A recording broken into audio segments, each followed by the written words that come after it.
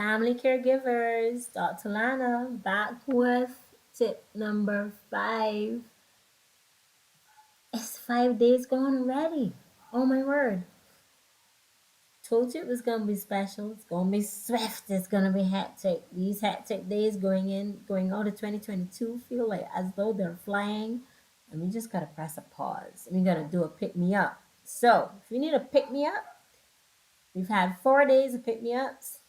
You can find them and I'll share them the previous 4 days. Today, number 5, told you it's going to be special.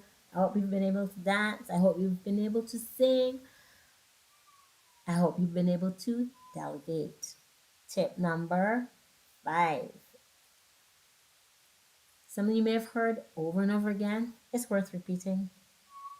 What today are you grateful for? 3 things, 4 things, 5 things, one, even if you can just find one.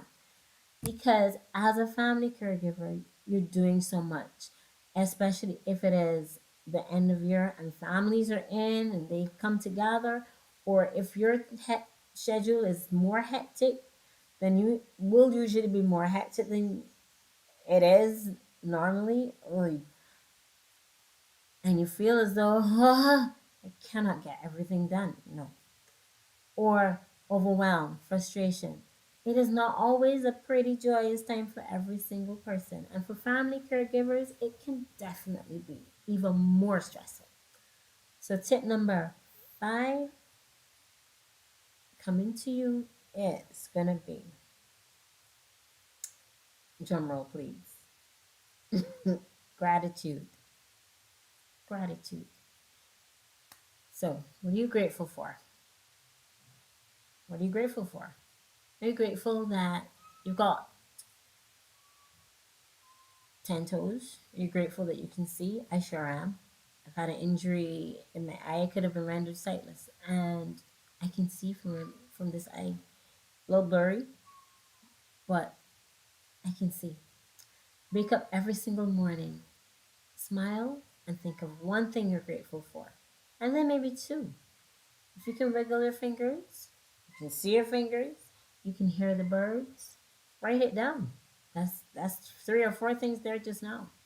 If you can go, let's be straight here. If you can go to the bathroom by yourself and you don't need nobody to help you, that's a privilege.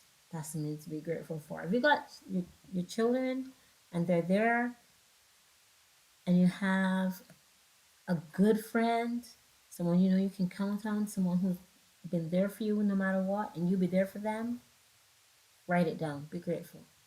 Can you see this? If you're in a land where it's snowing, well, it's not snowing in Barbados. I thought it was the other day, but it was just blossoms. Oh, wow. But if you can see outside and it's sunny, even if it's snowing, or even if it is snowing, oh, I love snow, and you can see snow, send some my way. Write it down. Be grateful. There are some people who would love to have snow. There's some who'd love to be able to see the trees. There's some who'd love to be able to hear the birds. There's some who would love to be in a safe place right now. If you are, write it down. You're grateful. The more we have to be grateful for, the more we find to be grateful for. And it definitely is true. If you look for it, it's there. The good stuff. The bad stuff will show itself.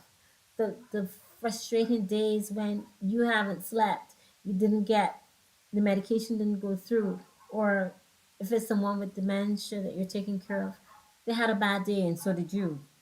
It was a bad day, rough day at work. You didn't have enough hours of sleep. That's there for sure. Can you find one thing to be grateful for in all of that? Trust me, if you find one, look for another one. It's got to be there. And that tells your brain to look for what's great. And then your brain starts to look and find great stuff. What does that do?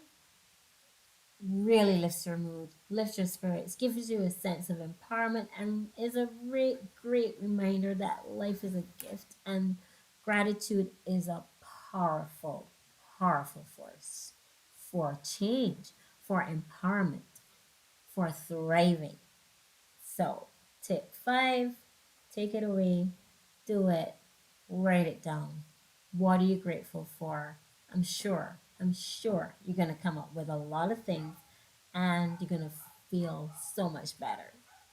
Stay tuned for tip number 6, and I'll see you tomorrow. Bye bye.